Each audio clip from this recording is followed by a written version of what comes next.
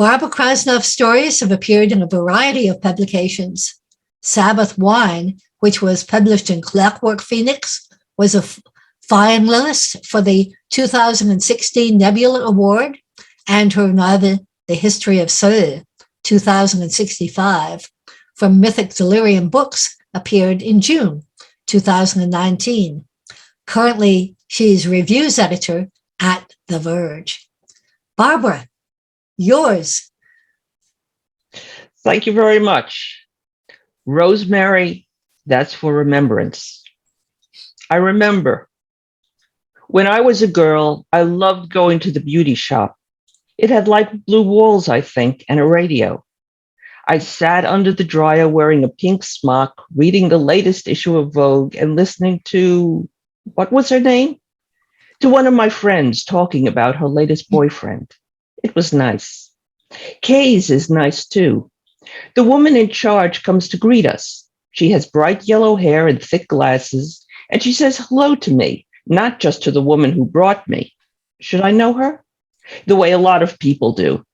And she wears a name tag on her pink smock so that I always know her name. It says Kay, with tiny purple flowers entwined around it.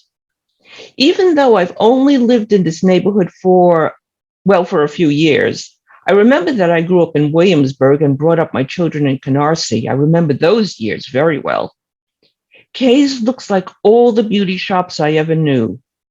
Once, I remember, I went to a new one, and it had deafening music and strange machines and tall boys talking loud and winking at the others when they thought I didn't see. I know I'm old. I can't help it. They'll be old one day too, and why don't they understand that? Kay smiles at me, takes my coat and my pocketbook, and helps me sit down in one of the chairs while the woman who brought me goes and sits in front of the salon and starts reading a magazine. And how are you today? Kay says, while she puts a towel around my neck and then covers me with a flowery cape to protect my clothes. I'm fine, I say, although we both know I'm not fine at all. I'm disappearing, bit by bit. I don't know why, and neither do they, the doctors, I mean. Tests are inconclusive. I can understand these things. I've got a master's in history, after all. They say it passed me, though, to the woman who lives with me, who says she's my friend Isabeau. But I remember an Isabeau. She's young and slim and has two lovely children, not elderly and sad like this woman. But I listen, and sometimes I remember. Kate chats to me while she dampens my hair and takes out her scissors.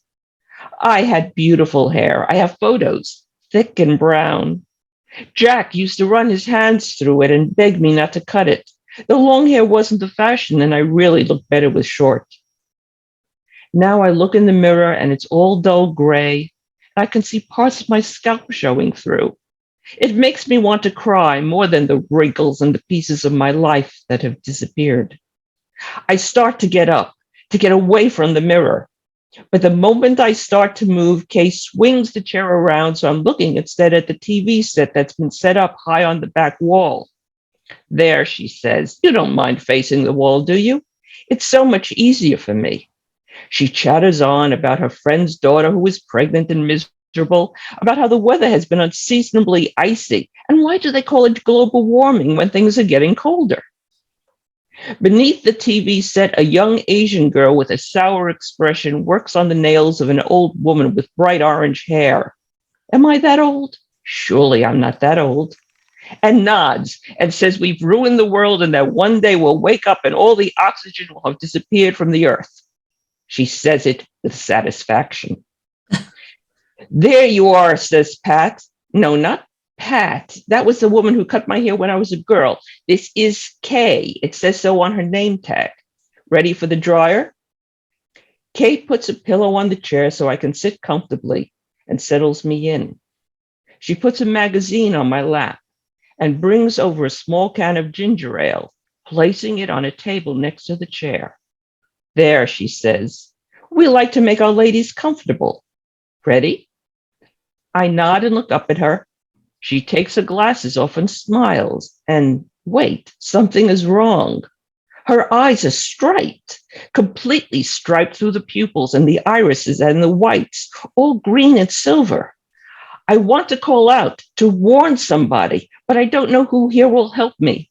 And then she pulls the dryer over my head down like a giant upside down cup and turns it on. Something hums and grabs my head and my brain, and where I smell morning and hear eggs frying, and there is sunlight coming through the gauze kitchen curtains. Julie, it's a school day, young lady. Do you know what time is on our side? And her eyes are getting cold. It's cold outside. Please stop blowing bubbles in your milk, round like a hairdryer. Yes, honey, your tie is on the hanger. Does he still love me? Don't tease the bye, baby bunting. Have a good day at the office, dear. And don't forget, and there he goes, and she goes, and they go, and it's quiet, and oh, the baby's crying. Well, what is that sound? And where did everyone go? And what was I going? It's all going. It's all there now, a voice says. That didn't hurt a bit, did it? There's a woman standing over me, wearing a smock with flowers and a tag.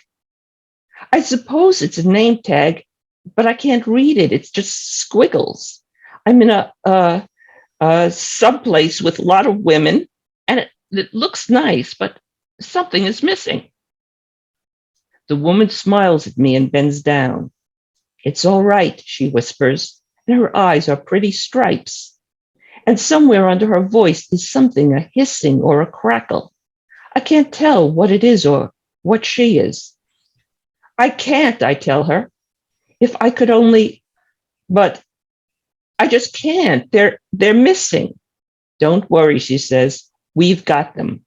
We've collected them from you and many like you, and we'll keep them safe long after you and yours are gone. She puts on a pair of glasses and raises her voice. Now, let's go back to the chair and I'll comb you out. She helps me up and takes me to a chair.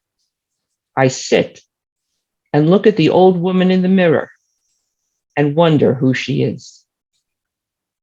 Thank you.